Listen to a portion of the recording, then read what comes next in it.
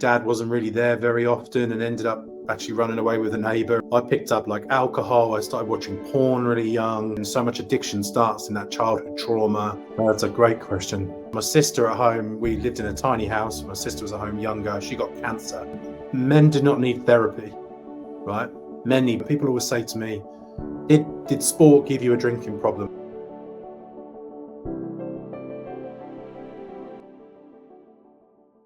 All I ever wanted to do was play cricket, that's all I ever wanted to do. I didn't want to be at school. I was a terrible student. I just wanted to be outside, hitting the ball, bowling fast. Came from a pretty challenging childhood, big abuse in the family. Mum was a drug addict. Dad wasn't really there very often and ended up actually running away with a neighbor, and all sorts of stuff went on. And there was abuse in our home growing up. That's where it starts, right? And so later on, when I talk about addiction, so much addiction starts in that childhood trauma. Big family and with challenging childhood. And what I found in sport was an escape from all that, right? I was good at cricket. People loved me because I was good at cricket, and it was my confidence was there. And at home, terrible things were happening. So sport was my sanctuary. And I know a lot of people can relate to that, right? Sport saved me. Cricket saved me. Because I'm big and it doesn't come across on Zoom, I'm 6'6" and I could bowl fast. I ended up playing cricket for England under 11s, 12s, and I played England age groups all the way through. But I also picked up alcohol around the age of 10. And I now know I am a full-blown addict. So I picked up alcohol. I started watching porn really young. I was stealing when I was a kid, and I had that addictive personality and addiction on a really deep level. Cricket kept me on the straight and narrow, to be honest, and I ended up playing cricket professionally. And I had strength and conditioning coaches that kept me on the straight and narrow. And people always say to me, did sport give you a drinking problem? And I go, no, it was the opposite, because I was held accountable and I had a dream and a focus.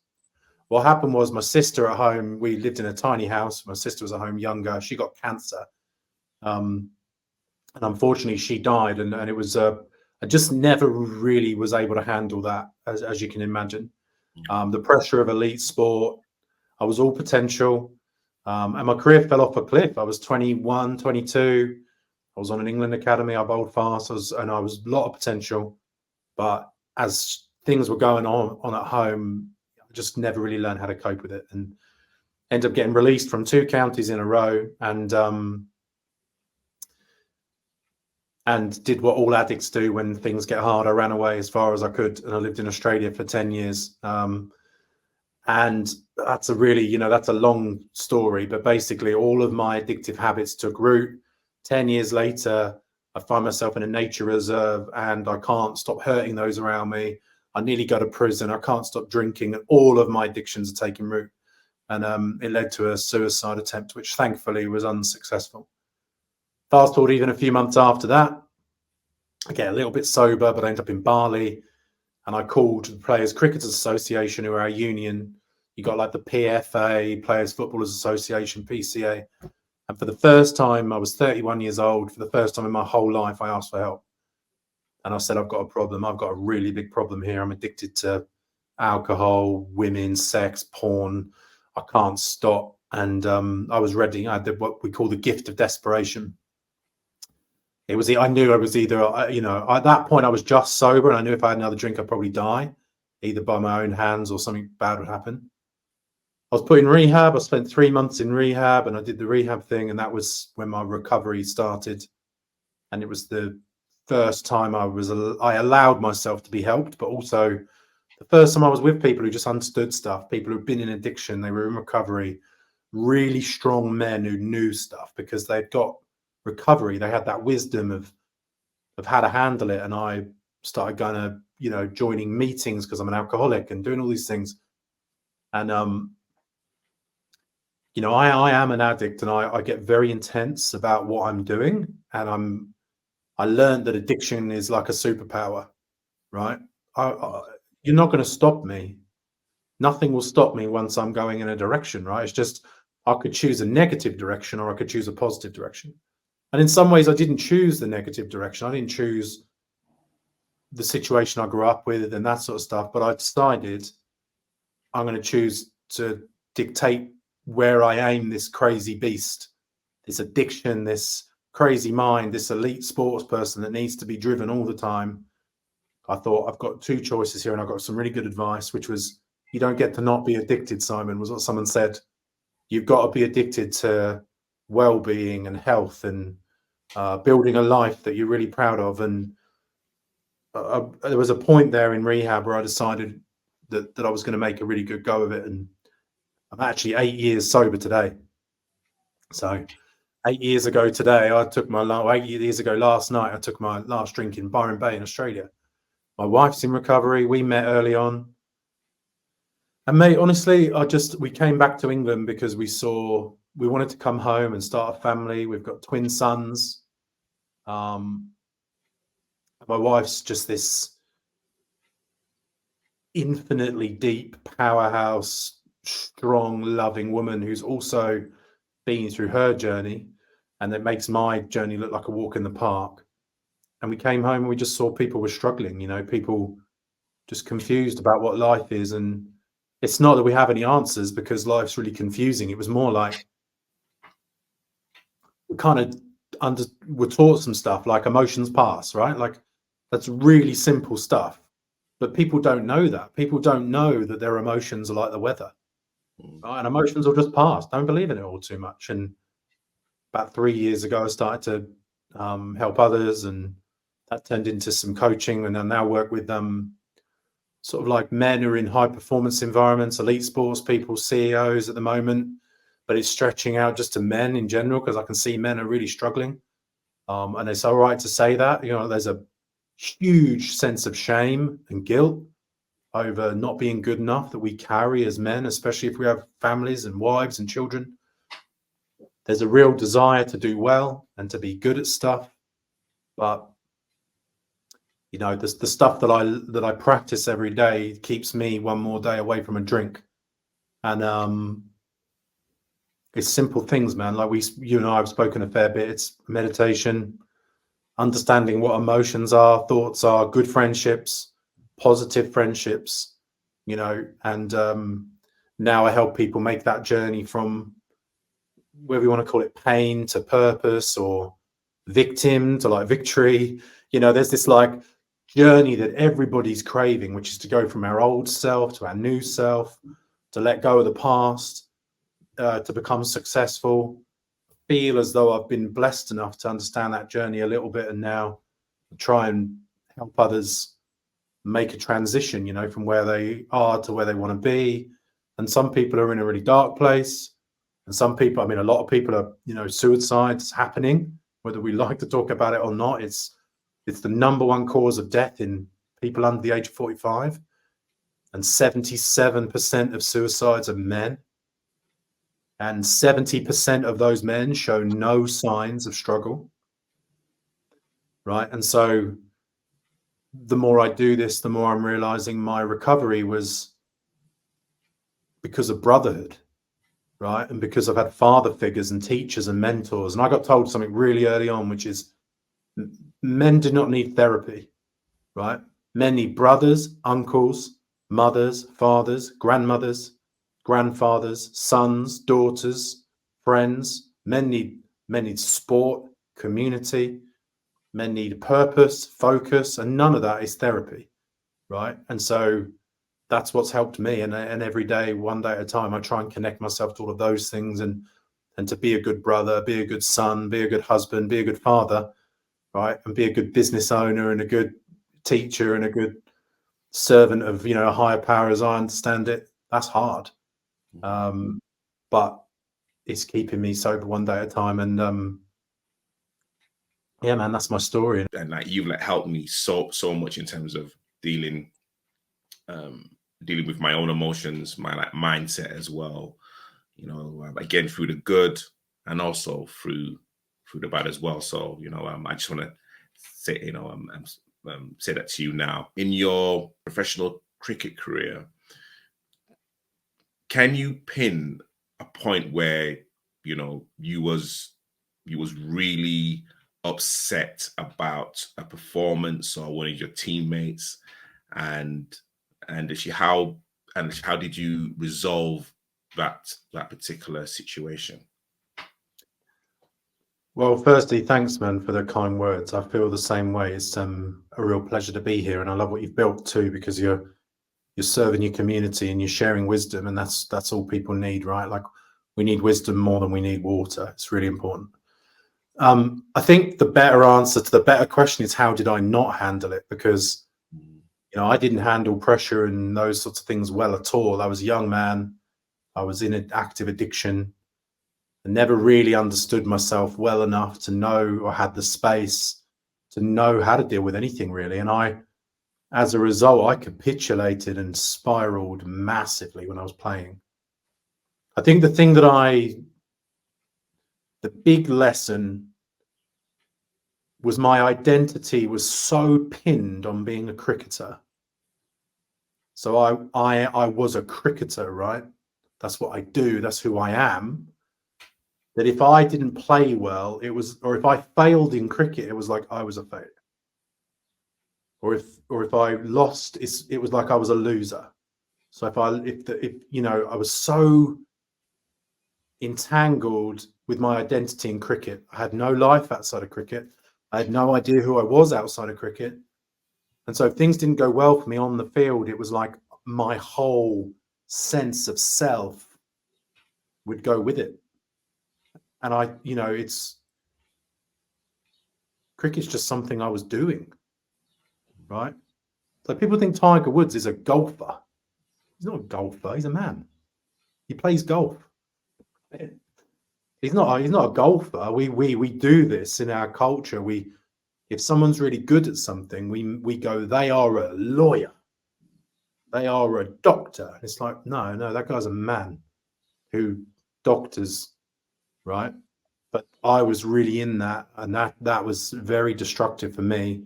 And so what I do now, and meditation helps me do that, is I keep myself really aware that, what I am first is I'm a man, and I'm not even a father, really. Fathering is something that I do. Otherwise, I'm going to put my kids under so much pressure. And every time they make a mistake, my father identity is going to go down the toilet. I'm a man who shows up as a father. I'm a man who shows up as a husband. And these are roles that I play. And I play them to the best of my ability, but ultimately I'll put them down again. Right. And then there's some space for me to be able to do it consciously and not lose my shit when things go wrong. And I still lose my shit when things go wrong, by the way, massively, right? Because part of being a man is I've got emotions, right? And I feel most people think they're driven by success, but actually we don't want success. We just want to not fail, because failing sucks. So it's that old adage, isn't it? It's like, if you could put my mind back in my body back then, I'd probably be a half decent cricketer. I probably would have made it. What's the worst piece of advice someone has ever told you?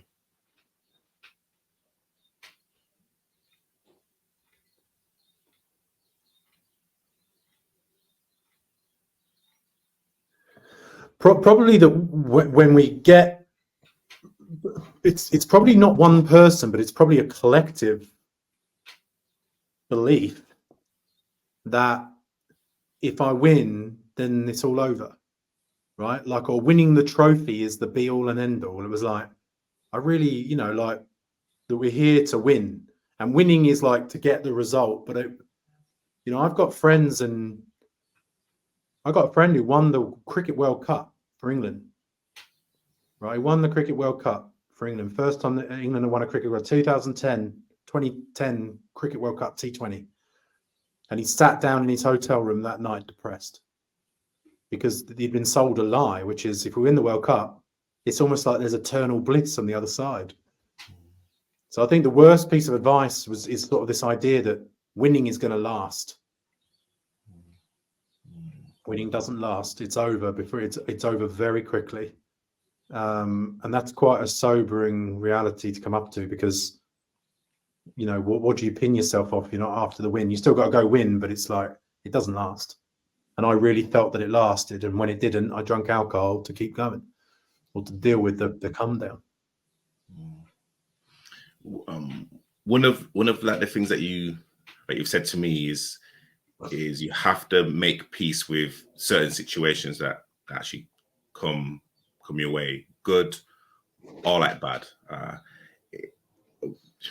Do you think men struggle just kind of making peace just in general?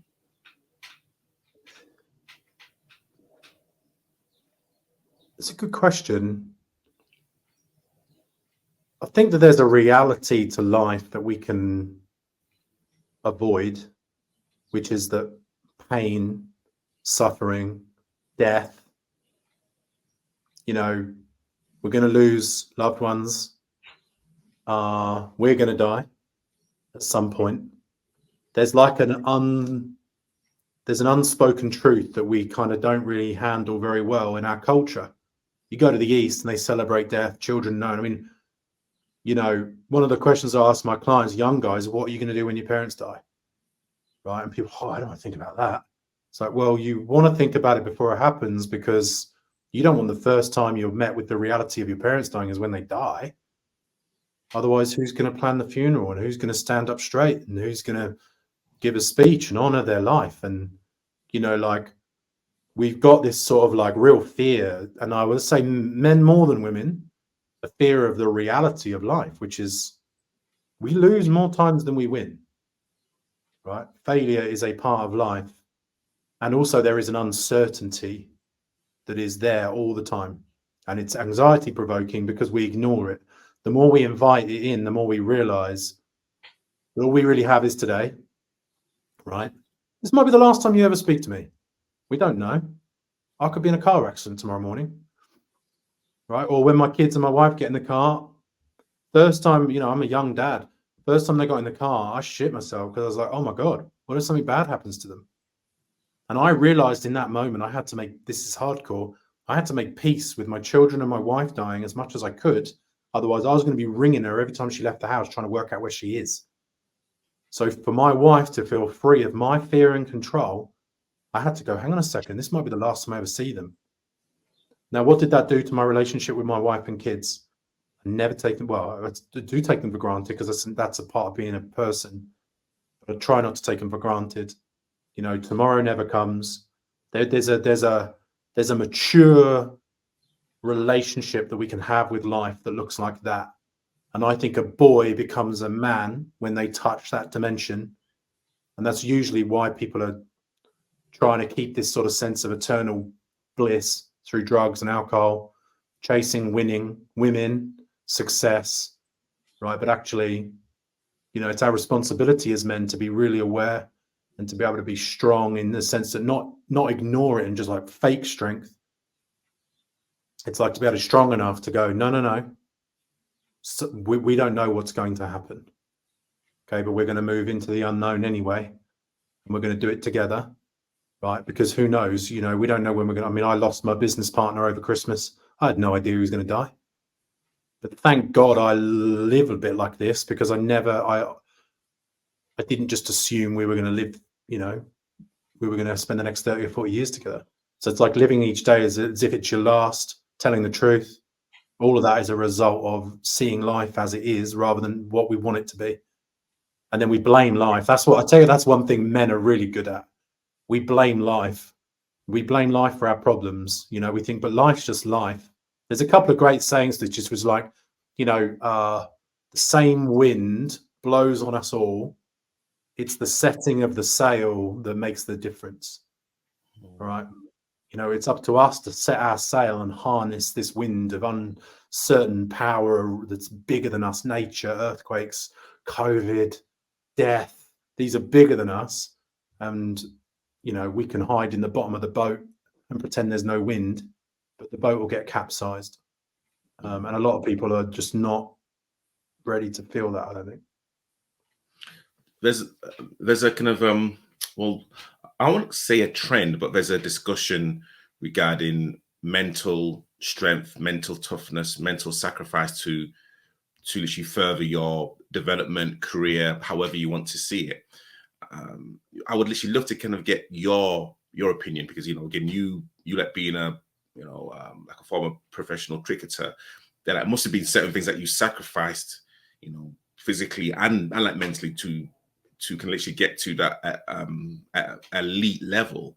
So yeah, I'd love to kind of get your opinions: mental health versus mental sacrifice, mental toughness. Yeah, that's a great question. There's kind of like this battle that we go through, isn't there? There's like the desire for comfort and safety, and the desire to like grow and to become more. And I always feel that those two parts of myself are in a war with each other, right? There's the desire for what's familiar, which might be a cake, right? And then there's my desire to get in good shape, right? And there's always that pull of like in two different directions. And I always think it's like you choose which one of those two to follow. And the word discipline comes from the word disciple, which means to follow, right? And that really helped me get discipline, because it's like, what am I following? It's like, follow your dreams.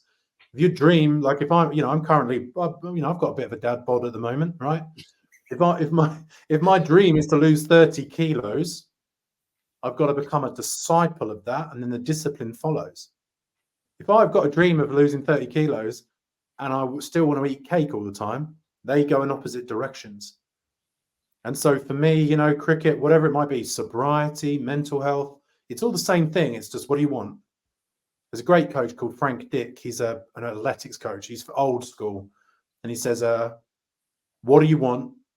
And what price are you willing to pay to get it? There's only two questions you got to ask. What do you want? How much do you want it? Actually, there's another question in there. How much do you want it? And what price are you willing to pay to get it? And you ask those three questions yourself. What do I want? Like, a man should know, or, I say men, I'm assuming mostly men, but people should know what they want, because otherwise you're like a rudderless ship on the ocean, right? Like, you got to know where you're going. And then what have you got to let go of? Whereas there's this great story about the Olympic rowing team. The British Olympic rowing team in the 90s were terrible, in the early 90s. And then they started working with this psychologist and this aerodynamics guy, and they had one question, and they just completely revolutionized everything. Will it make the boat go faster? And if the answer was no, they got rid of it, or they made it lighter, right? And so for me, I think about sacrifice as, it's not a sacrifice, because I get to have something much, much greater by letting go of this. So I'm not sacrificing, I'm gaining. I'm gaining this thing that's what I want, and I'm letting go of what I really don't want. And there's another great quote too, which is a man who has a great enough why can suffer anyhow. You show me anybody who's got a strong why, and I know that they can go through hell on earth, right? It's our why that gets us through. Why is, if people don't know why they're here, why they're alive, why they're doing what they're doing, then you can push them over pretty quickly, and life tends to do that. So really understanding why, very important. Why, where, they're the two big questions, and then what comes afterwards. I'd actually love to get your thoughts about social media. You mentioned the reason why people may seem lost, because they don't have a strong enough objective or why. And because of social media, there's so many different opinions, accounts, about what it is to be a man, to be a successful man, to be a successful human being. I would just love to get your thoughts about social media. Well, I'm thinking about this more at the moment because my kids are 2, and I wonder what world they're coming into. I mean, I know that there's something I'm missing, which is like, why sport's amazing, because we get to be on the same field together. So I think it needs to be said that social media is not physical in any way. It's the, we need biochemical connection with other people, and not just men with women. Brothers need brothers and sisters need sisters. Like, we need to be, that's how we evolved in tribes, right? Like, we weren't texting each other across the table. We were fighting and talking and making love, and all these things that we need to do with our bodies. So I'm a bit worried and a bit scared, and we will keep phones away from our kids as much as we can to start with. But then you've got the pressures of like being accepted into the society and I think that the comparison trap, comparing ourselves to other people's perfect lives, you know, I try and be as real as I can be, because there's nothing worse than someone coming on and going, all you need to do is do this and you can have this, or like, look at my perfect Instagram filter, I don't have any wrinkles. It's like this flattened out face, like, look at me, I'm 70. It's like fucking bullshit. Like, I think the good thing with it is we're all seeing through it now. We're all going, yeah, come on. You know what I mean? What's really going on? Because if you look at the statistics, divorce rates are like 70%. Suicide's going through the roof. The NHS can't deal with a mental health crisis. So I think we need to stay in touch with what's really going on. And then maybe social media can be amazing because we can share that. And then wisdom, you know, you can share that, but we still, it's a fine line, man, between the perfect life and then using this great tool that we have, which is you can get, I mean, man, we can do this. I'm at home. I'm in Somerset right now. I don't even know where you are. Right? We've formed a friendship. We've never even met. Right? Like, that's the brilliant side of this. We've never even met, and yet here we are. So that's the good side. And then on the other side is, you know, is that constant comparison, filtering, and you can create a fake persona. Yeah, that's really dangerous. Yeah.